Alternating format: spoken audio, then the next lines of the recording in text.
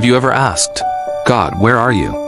Not when life was easy, not when prayers were answered, but when the pain wouldn't stop, when the diagnosis came, when the betrayal happened, when the prayers seemed to bounce off the ceiling.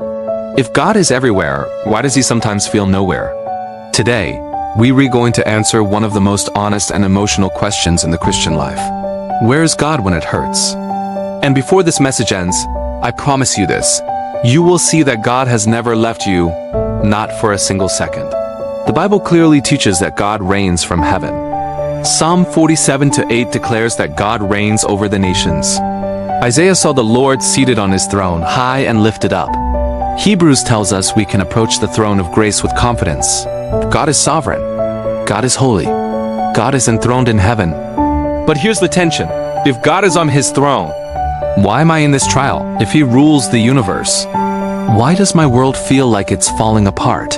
This tension is not new. It has existed since the beginning.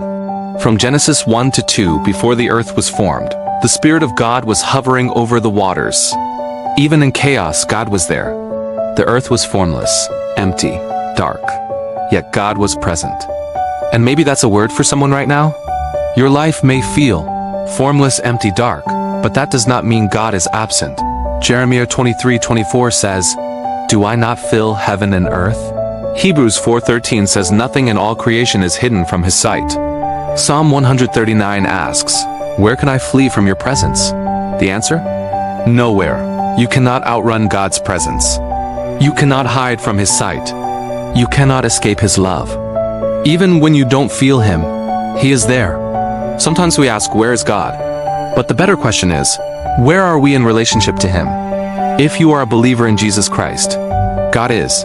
With you, beside you, above you, inside you, you are never spiritually abandoned. If you are not yet in relationship with Christ, God is still near, drawing you, calling you, inviting you into his grace. The cross proves that God is not distant. He stepped into our world, he walked our roads, he felt our pain. God is not a distant ruler. He is Emmanuel, God with us. Let's be honest. This is the real question. We don't question God's presence at weddings. We question it at funerals. We question it in hospital rooms. We question it in sleepless nights. Even Jesus cried out on the cross, my God, why have you forsaken me?" Think about that. The Son of God felt forsaken, but was he actually abandoned? No. What looked like defeat became victory. What looked like abandonment became redemption. What looked like silence became salvation. After the crucifixion came resurrection. After suffering came glory. Romans 8 tells us nothing can separate us from the love of God. Not trouble, not hardship, not persecution, not famine, not nakedness, not danger, not sword, not even death.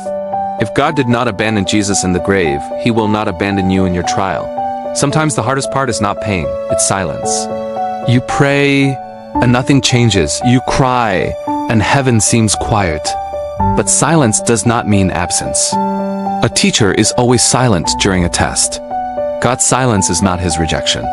Sometimes God permits what he hates to accomplish what he loves. He may hate the pain, but he loves the growth. He may hate the suffering, but he loves the refining. Gold is purified in fire. Faith is strengthened in trials.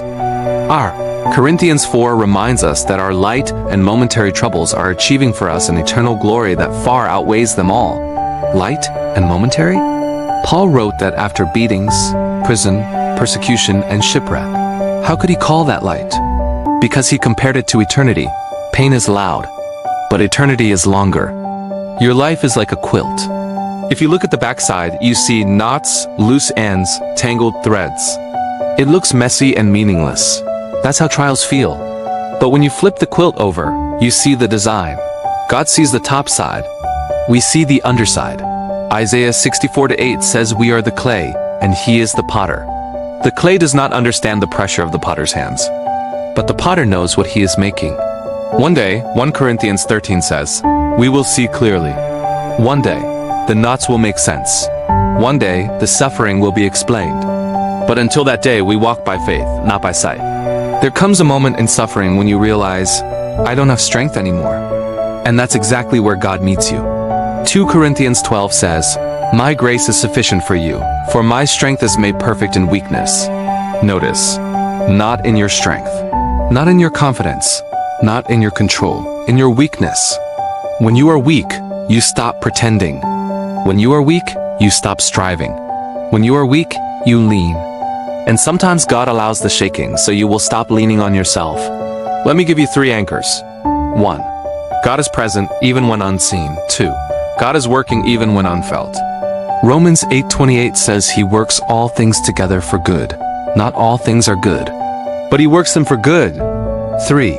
God is faithful. He does not lie. He does not change. He does not forget. Feelings change. Circumstances change. God does not. Maybe today, you feel abandoned. You feel confused. You feel exhausted. Let me speak this over you. God has not left you. God has not forgotten you. God has not given up on you.